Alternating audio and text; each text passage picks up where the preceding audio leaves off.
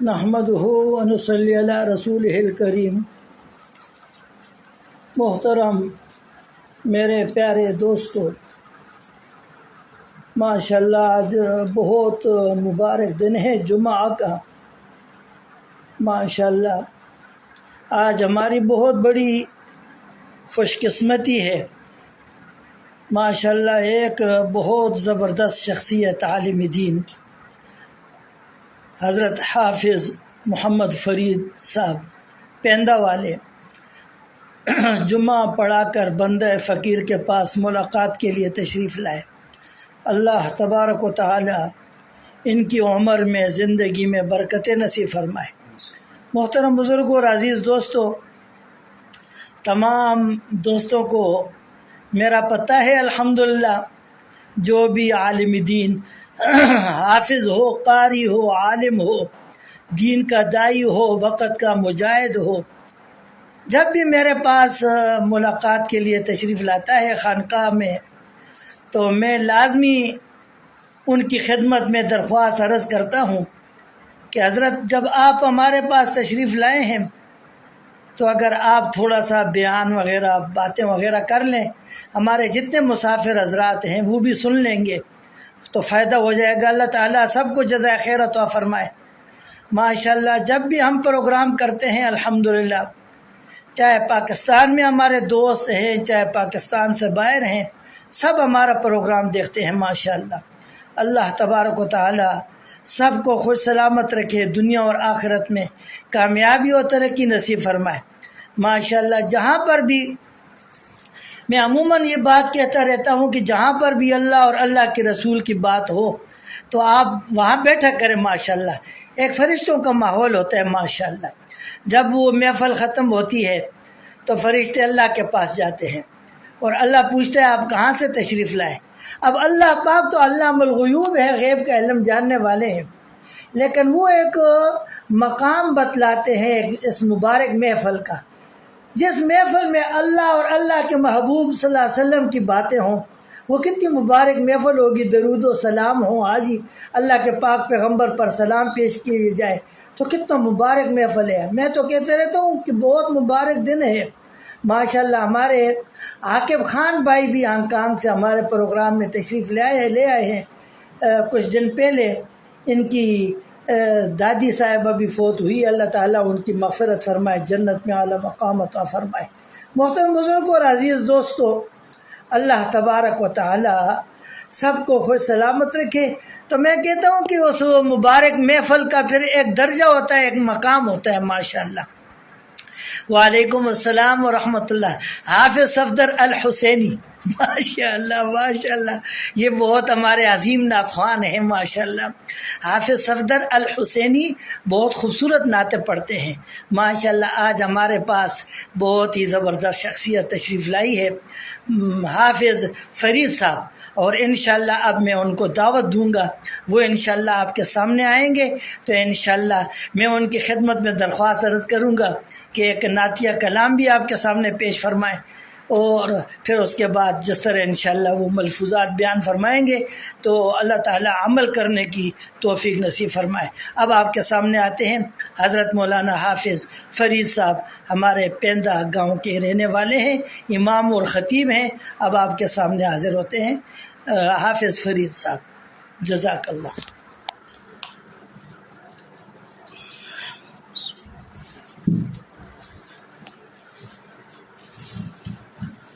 اعوذ باللہ من الشیطان الرجیم، بسم اللہ الرحمن الرحیم، رب اشرح لی صدری ویسر لی امری واحلل عقدۃ من لسانی یفقہوا قولی، صلاۃ و سلام علیک یا رسول اللہ وعلی آلک و اصحابک یا حبیب اللہ۔ تمام دوستوں کی خدمت میں السلام علیکم ورحمۃ اللہ وبرکاتہ۔ آج کافی طویل عرصے بعد ایک صوفی منش انسان، خدا رسیدہ انسان، قاری حافظ محمد فاروق صاحب دامت برکاتہم العالیہ، آپ کی خدمت میں حاضری ہوئی ہے۔ آپ کی خانقاہ کے اندر میں آیا ہوں، اس وقت وہاں پر موجود ہوں۔ جمعۃ المبارک کے بعد میں نے کہا چلو آج ملاقات کرتے ہیں، کافی عرصہ ہوا ہے کہ آج بس کچھ اتفاق اس طرح تھا کہ کچھ سیکورٹی ایشو تھے، تو بر وقت میں جہاں پر میرا خطاب تھا، جہاں پر بات طے ہوئی تھی، وہاں پر میں وہ معاملات نہیں ہو سکے، تو میں نے کہا چلو آج قاری صاحب کے پاس جاتے ہیں، گپ شپ کرتے ہیں۔ آپ کے ساتھ ہمارا بڑا پرانا تعلق ہے، میں کافی عرصے سے ان کو جانتا ہوں، یعنی 3-4 سال کا، تو آپ یوں سمجھیں کہ بالکل یہ میڈیا کا زمانہ ہے، آپ کو پتہ ہے دنیا ایک گلوبل ویلیج بن چکی ہے، تو آپ خدمتگار انسان ہیں، آپ نے جو خدمت کی ہے ایک ادارے کے ساتھ آپ منسلک رہے ہیں، تو غریب مسکین لوگوں کے لیے ظاہری سی بات ہے، جو ادارے ہوتے ہیں ویلفیئر جو کمیٹیاں ہوتی ہیں، تو ان کا کام کیا ہوتا ہے؟ مخلوق خدا کی خدمت کرنا ہوتا ہے۔ تو میں نے ان کی خدمات کو دیکھا ہے، ان کی زندگی کو دیکھا ہے کہ آپ نے انتہائی صفائی کے ساتھ، انتہائی ستھرے پن کے ساتھ آپ نے کام کیا ہے، جو کچھ کسی نے دیا ہے اس کا ریکارڈ سامنے رکھنا، جو کچھ کام ہوا اس کا ریکارڈ سامنے رکھنا، اپنے دوستوں کو، دوست احباب بہن بھائیوں کو مطمئن کرنا۔ اب سب سے بڑی جو بات ہے جس سے میں بہت زیادہ متاثر ہوں، اور یہ ہماری چھچ کی روایات کے اندر شامل ہے، اللہ پاک کا شکر ہے، اور میں جو آپ لوگ سن رہے ہیں، میری آپ لوگوں کی خدمت میں یہ درخواست بھی ہے کہ اس چیز کے اوپر اللہ تعالیٰ کی ذات اقدس بہت راضی ہوتے ہیں۔ کس چیز کے اوپر؟ مہمان نوازی کے اوپر۔ کوئی شخص بھی آپ کے پاس آئے، حضرت محبوب نظام الدین اولیاء رحمۃ اللہ تعالیٰ علیہ، آپ کی جو کتاب فوائد الفواد، اس کے اندر آپ نے ایک روایت نقل کی ہے کہ آقا علیہ الصلوۃ والسلام نے فرمایا کہ من زار حیا ولم یذق منہ شیئا فکأنما زار میتا، کہ جو بندہ کسی زندہ آدمی کی ملاقات کے لیے جاتا ہے، پھر وہاں پر جا کر اس نے کوئی چیز چکھی نہیں ہے، تو گویا کہ وہ مردے کی زیارت کر کے آئے۔ اور آقا علیہ الصلوۃ والسلام نے ایک مقام کے اوپر فرمایا، جامع ترمذی شریف کی روایت ہے کہ جو بندہ بھی اللہ تعالیٰ کی ذات من کان یؤمن باللہ والیوم الآخر، جو اللہ تعالیٰ کی ذات اقدس کے اوپر ایمان رکھتا ہے، آخرت کے اوپر ایمان رکھتا ہے، فلیکرمہ ضیفا، وہ کیا کرے؟ مہمان کی تعظیم کرے۔ اور یہ ہماری چھچ کی روایات کے اندر بھی شامل ہے۔ بہرحال میری یہاں پر دوسری دفعہ آمد ہوئی ہے، تقریباً 2-2.5 برس پہلے میں آیا تھا، آج پھر آیا ہوں، تو اس وقت بھی آپ نے دیکھیں غریب مسکین آدمی کے لیے اہتمام کرنا بہت مشکل ہوتا ہے۔ بہرحال یہ جس انداز کے اندر اور جس معاملات کے اندر جو کچھ بھی ہے اس کو ایک طرف رکھیں، تو جتنا یہ اہتمام کرتے ہیں اور تکلفات کے اندر پڑھ کر ایک مہمان کی تعظیم کرتے ہیں، تو اس چیز نے مجھے بہت متاثر کیا ہے۔ میں اللہ تعالیٰ کی ذات پاک سے دعا کرتا ہوں کہ اللہ تعالیٰ کی ذات اقدس ان کے رزق کے اندر، ان کی جان، مال، حال، ایمان کے اندر اللہ تعالیٰ کی ذات اقدس برکتیں عطا فرمائے۔ اب دیکھیں جو ماہ مقدس ہے، مختصراً میں اس کے اوپر تھوڑی سی گفتگو آپ سے کرتا ہوں، پھر جس طرح آپ نے فرمایا کہ ایک نعت بھی سنائیں، یا چلو منقبات حضرت امام حسین رضی اللہ تعالیٰ عنہ کی میں آپ کو سنا دیتا ہوں۔ دیکھیں باتیں ہوتی رہتی ہیں، جو لوگ مجھے جانتے ہیں میرے پیج کے اوپر میرا ان کے ساتھ تعلق ہے، باتیں ہوتی رہتی ہیں۔ رات کو درس قرآن تھا، اس کے اندر بھی باتیں ہوئی ہیں۔ میں آپ کو 2 باتیں بتاتا ہوں، آپ نے اس کو ذہن کے اندر رکھنا ہے۔ دیکھیں، ایک ہے رسول پاک صلی اللہ تعالیٰ علیہ وآلہ وسلم کے صحابہ، اور دوسرے ہیں حضور محمد مصطفیٰ صلی اللہ تعالیٰ علیہ وآلہ وسلم، آپ کی آل پاک، آپ کی آل بیت۔ ایک ہاتھ کے اوپر جو مومن مسلمان ہے اس کی شان یہ ہے نا کہ ایک ہاتھ کے اوپر رسول پاک صلی اللہ تعالیٰ علیہ وآلہ وسلم آپ کی آل ہو، اور دوسرے ہاتھ کے اوپر رسول پاک صلی اللہ تعالیٰ علیہ وآلہ وسلم آپ کی آل بیت ہو۔ اب اس زمانے کے اندر، جس زمانے کے اندر ہم جی رہے ہیں نا، یہ فتنے اور فساد کا دور ہے۔ اب لوگ اس بات کے اوپر لڑتے ہیں کہ کون کس تاریخ کو پیدا ہوا تھا، یہ تاریخ اس کی نہیں بنتی، یہ تاریخ وفات نہیں بنتی، اس تاریخ کو جلوس نہیں بنتا، اس تاریخ کو یہ نہیں ہوتا، اس تاریخ کو یہ نہیں ہوتا، اور افضلیت کے مسئلے کے اوپر جھگڑے ہیں کہ کون فاضل ہے، کون مفضول ہے، افضل کون ہے، زیادہ رتبہ کس کا ہے۔ اس بات کے اوپر لڑا کر امت ٹکڑوں کے اندر تقسیم ہو گئی ہے۔ میں کہتا ہوں کہ علمی سطح کے اوپر اس بات کے اوپر بحث ہونی چاہیے۔ جو ہمارے پاس جو ذخیرہ احادیث ہے، ذخیرہ تاریخ ہے، اس کے اندر آپ جائیں، آپ تحقیق کریں، اور بات اگر ضرورت پڑے تو بات سامنے لے کے آئیں کہ صحیح بات کیا، اس میں کوئی شک شبے کی گنجائش نہیں۔ لیکن اس انداز کے اندر گفتگو کرنا اور اس انداز کے اندر معاملات کرنا اور یہ طرز گفتگو رکھنا کہ لوگ آپس میں لڑ پڑیں، تعلیمات کی طرف لوگ توجہ ہی نہ دیں، جو شخصیت ہے وہ کہیں گم ہو کر رہ جائے، اور امت آپس میں صرف تاریخ کے اوپر، تاریخ جو تعین ہے اس کے اوپر لڑتی رہے، تو میں سمجھتا ہوں اس کا کوئی فائدہ بھی نہیں، اور یہ دین کی کوئی کسی قسم کی کوئی خدمت بھی نہیں۔ حضرت عمر فاروق رضی اللہ تعالیٰ عنہ، میں کہتا ہوں 27 ذی الحج شریف کو آپ دنیا سے رخصت ہوئے، آپ کہتے ہیں 1 محرم شریف کو دنیا سے رخصت ہوئے، دونوں کا میں ٹھیک کہتا ہوں، ٹھیک ہے۔ 27 ذی الحج کو میں مانتا ہوں، میں اس طرح کروں، 27 ذی الحج کو اس طرح کروں کہ اپنی اس خانقاہ کے اندر جہاں پر ابھی ہم قاری صاحب کے پاس بیٹھے، یہاں پر چند لوگ اکٹھے ہو جائیں، حضرت عمر فاروق کے فضائل بیان کیے جائیں، حضرت عمر فاروق کے مناقب بیان کیے جائیں، ان کی ایصال ثواب کے لیے جو ہماری توفیق ہے ہم اہتمام کر دیں۔ میں کہتا ہوں میں یکم محرم شریف میں یکم محرم کا قائل نہیں، قاری صاحب یکم محرم کے قائل ہیں، تو یکم محرم کو یہاں پر پروگرام رکھ لیں۔ بات کرنے کا مقصد کیا ہے نا، ان شخصیات کو دنیا کے سامنے لانا، ان شخصیات کا تذکرہ کرنا، لوگوں کو یہ بتانا کہ یہ شخصیات ان کو اللہ تعالیٰ کی ذات اقدس نے کیا مقام عطا فرمایا تھا۔ حضرت عمر فاروق رضی اللہ تعالیٰ عنہ، میں ایک جملہ، چونکہ اب وقت تو نہیں ہے میں اتنی زیادہ تفصیلی بات آپ سے کروں، ایک جملہ آپ حضرت عمر فاروق رضی اللہ تعالیٰ عنہ آپ کے متعلق آپ ذہن کے اندر رکھیں۔ ایک جملہ، وہ جملہ کیا ہے، میری بات یاد رکھیں کہ اللہ تعالیٰ کی ذات اقدس نے جو نظام حیات قرآن کی صورت میں حضور محمد مصطفیٰ صلی اللہ تعالیٰ علیہ وآلہ وسلم آپ کے قلب مبارک کے اوپر نازل کیا تھا، وہ نظام کامل جوبن کے ساتھ اگر تم دیکھنا چاہتے ہو تو حضرت سیدنا عمر فاروق رضی اللہ تعالیٰ عنہ آپ کا زمانہ آپ دیکھ لیں۔ امام ابن کثیر کو اٹھا کے دیکھیں، نظام عدل اجتماعی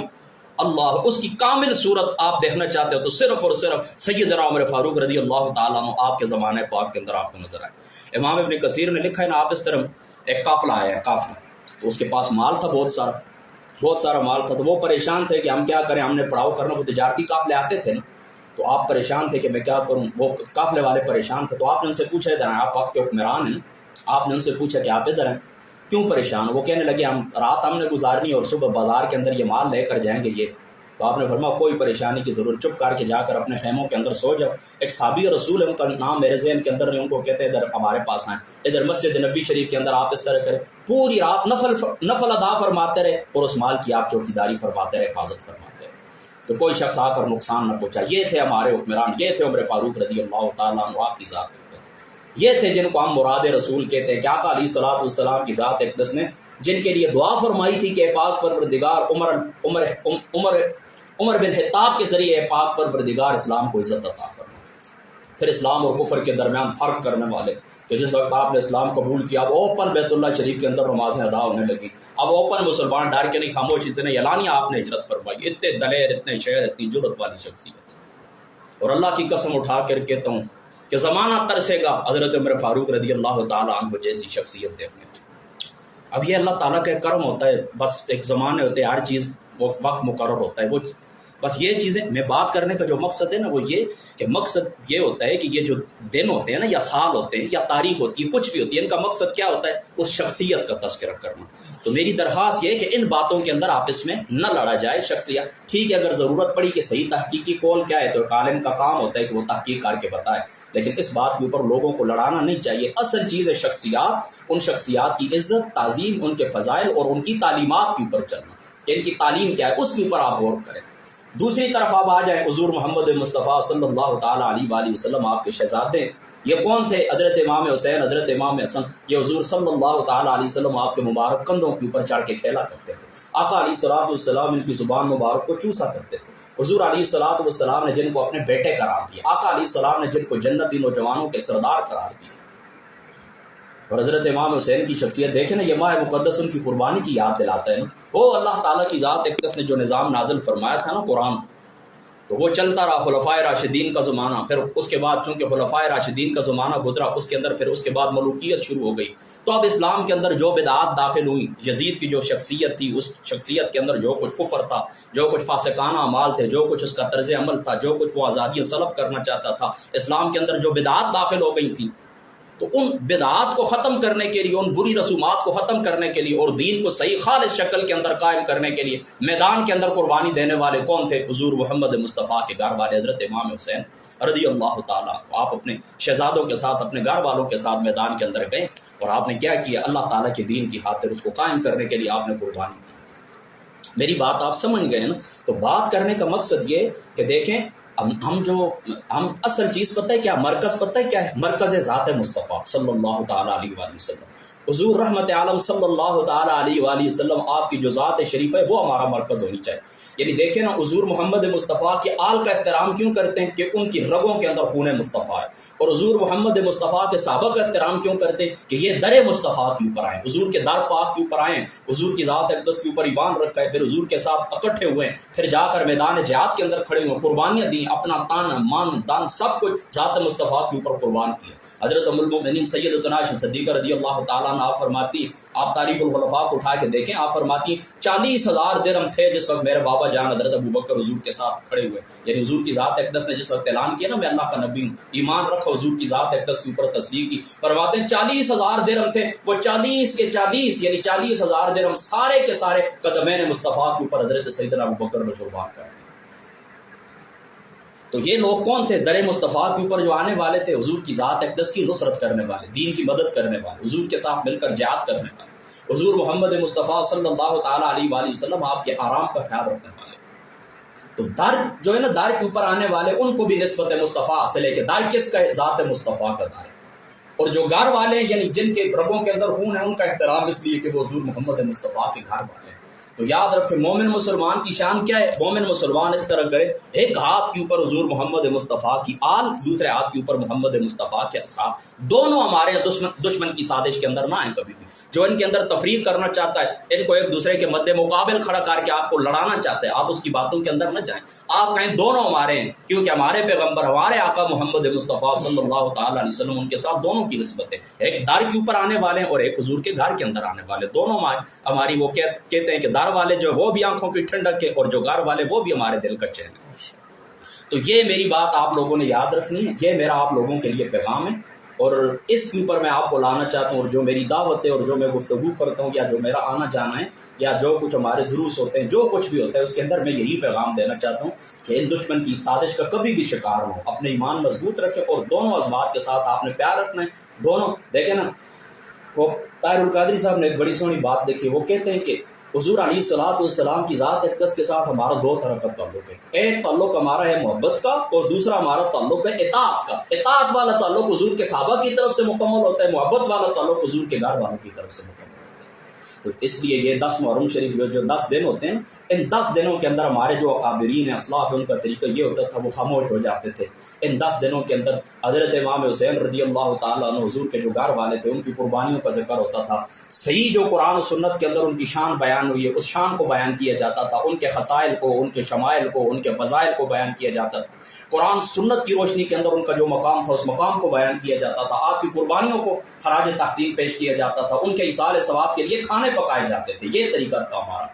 اور یہ طریقہ ہمارا ہونا چاہیے۔ بالکل دیکھیں نا، مبالغہ آمیزی کے اندر بالکل بھی نہیں۔ ہم نے دیکھا ہے کئی ذاکروں کو دیکھا ہے، کئی مولویوں کو دیکھا ہے، وہ اس طرح کرتے ہیں کہ کربلا والے اس چیپٹر کے اندر اتنا جھوٹ انہوں نے داخل کر دیے کہ میں آج بھی دن کو، ایک میری بہن اس کے ساتھ میری بات ہو رہی تھی، میں نے اس کو کہا کہ اب آنے والے دنوں کے اندر ہمیں لوگ یہ پوچھیں گے کہ یہ کربلا ہوئی بھی تھی یا نہیں، یعنی اتنا جھوٹ اس کے اندر وہ شامل انہوں نے کر دیا کہ آنے والی نسل انکار ہی کر دے گی۔ تو صحیح روایات پڑھ کے دیکھیں، صحیح جو مستند تاریخ کے اندر جو واقعات ہیں، کیا ہوا تھا وہ بیان کریں، قربانی کا مقصد کیا تھا یہ بیان کریں۔ خیر واقعات کو بھی چھوڑ دیں، اگر آپ کو صحیح اس کے اوپر وہ کیا کہتے ہیں کہ گرفت نہیں ہے، آپ کو واقعات کو بھی نہ بیان کریں، یہ بیان کریں حضرت امام حسین رضی اللہ تعالی عنہ آپ اپنے رفقاء کے ساتھ، اپنے گھر والوں کے ساتھ، حضرت عبداللہ ابن عباس، حضرت عبداللہ ابن عمر کے روکنے کے باوجود در مصطفیٰ کو چھوڑ کر کیوں میدان کربلا کے اندر چلے، اپنے گھر کا سکون چین چھوڑ کر کیوں میدان کربلا کے اندر جا کر اپنا خون پیش کر دیا؟ اس کی وجہ کیا تھی؟ یہ اصل قربانی لوگوں کو بتائیں، دین کی خاطر جو انہوں نے قربانی دی۔ اور میدان کربلا کا سبق کیا ہے؟ میدان کربلا کا سبق یہ کہ باطل قوتوں کے سامنے ڈٹ کر کھڑے ہو جائیں، سر نہ جھکائیں، سر دے دیں، لیکن اسلام کا بول بالا ہونا چاہیے، حق کا بول بالا ہونا چاہیے، اللہ کا کلمہ بلند ہونا چاہیے، دین مصطفیٰ بلند ہونا چاہیے، گردن آپ کی چلی جائے، گردن جھک جائے، لیکن حق کا بول بالا ہونا چاہیے، حق بلند ہونا چاہیے۔ یہ قربانی کا، آپ کی قربانی کا یہ مقصد تھا۔ یزید فاسق فاجر، اس کے معاملات جو کچھ بھی تھا، فرما خبردار یہ میرے نام محمد مصطفیٰ کا دین نہیں ہے جس کے تم علم بردار۔ اب آپ سمجھ گئے نا، تو اس چیز کے اندر آپ نے خصوصی طور کے اوپر آپ نے توجہ رکھنی باتیں۔ تو اب جتنی وہ کیا کہتے ہیں کہ لمبی میں کرتا رہوں ہوتی رہیں گی، مجھے معلوم ہے کہ آپ کا ٹائم بھی قیمتی ہے، تو اب آخر میں چلو میں آپ کو منقبات سنا دیتا ہوں حضرت امام حسین رضی اللہ تعالیٰ عنہ آپ کی منقبات آپ سن لیں۔ میرا حسین باغ نبوت کا پھول ہے مولا، علی کی جان ہے خون رسول ہے مولا، علی کی جان ہے خون رسول ہے، اور کتنی عظیم ذات ہے مولا حسین کی، جس کے لیے رسول کے سجدے کو طول ہے، جس کے لیے رسول کے سجدے کو طول ہے، اور جس کے لیے یزید نے ظلم کیے بہت ہوتا تو حسین کے قدموں کی دھول ہے ہوتا، تو حسین کے قدموں کی دھول ہے، اور آل نبی کا پیار ہے ایمان کی زندگی، آل نبی کا پیار ہے ایمان کی زندگی، گر اسے میں ہو حامی، گر اسے میں ہو حامی تو سب کچھ فضول ہے میرا، حسین باغ نبوت کا پھول ہے۔ اور آخر میں یہ بھی یاد رکھیں، اللہ کی ذات اقدس کے سامنے دعا کرتے رہ کریں کہ یا رب ہماری موت کا جب دن قریب ہو، صدقہ سچے نبی کا کلمہ نصیب ہو، صدقہ سچے نبی کا کلمہ نصیب ہو، شفاعت کریں گے آقا سب کی بلا بلا کر، شفاعت کریں گے آقا سب کی بلا بلا کر، ان خوش نصیب لوگوں میں ہم سب قریب ہوں، ان خوش نصیب لوگوں میں ازری قریب ہو، یا رب ہماری موت کا جب دن قریب ہو، صدقہ سچے نبی کا کلمہ نصیب ہو۔ اللہ تعالیٰ کی ذات عمل کی توفیق عطا فرما، باہر دعوانا دعا کریں حضور نہیں تسی دعا فرماؤ آمین یا اللہ۔ جو کچھ یہ بیٹھنا بٹھانا ہے اللہ پاک، یہاں پر جو کچھ معاملات ہوئے تو عام ہوا ہے، کھانا پینا ہوا ہے، تیرے حبیب پاک کا، تیرے حبیب پاک کی آل کا صاحب کا ذکر ہوا ہے، اللہ پاک اس کو اپنی بارگاہ پاک کے اندر قبول فرمائے، اور اللہ پاک یہی ہمارا بخشش کا وسیلہ بنائے، اور اللہ تعالیٰ کی ذات اقدس سے دعا ہے اللہ تعالیٰ مرتے وقت ایمان نصیب فرمائے، آقا علیہ السلام کی شفاعت سے اللہ تعالیٰ بہرمان فرمائے، اللہ تعالیٰ کل امت مسلموں کے اوپر رحم فرمائے، دین دنیا کے اندر جو دنیا آخرت کی ہماری پریشانیاں ہیں اللہ تعالیٰ آخرت بھی آسان فرمائے، دنیا کے جتنے بھی معاملات ہیں اللہ تعالیٰ آسانی فرمائے، جو بیمار ہیں اللہ تعالیٰ ان کو شفا کاملہ نصیب فرمائے، جو سفر میں اللہ پاک ان کا سفر کو خیر و عافیت فرمائے، اور جو قرضدار ہیں پریشان ہیں مالی پریشانی اللہ تعالیٰ کی ذات اقدس اپنے حبیب حضور محمد مصطفیٰ صلی اللہ تعالیٰ علیہ وسلم آپ کے صدقے سے اللہ تعالیٰ ان پریشانیوں کو دور فرمائے، قاری صاحب کی یہ خانقاہ فاروقیہ اللہ تعالیٰ کی ذات اقدس اس کو ابد الآباد تک قائم رکھے، اس کا فیض اللہ تعالیٰ جاری فرمائے، اس کو اللہ تعالیٰ آباد فرمائے، اللہ تعالیٰ کی ذات اقدس اس کو ترقی نصیب فرمائے۔ باقی آپ لوگ جہاں پر ہیں اللہ تعالیٰ کی ذات اقدس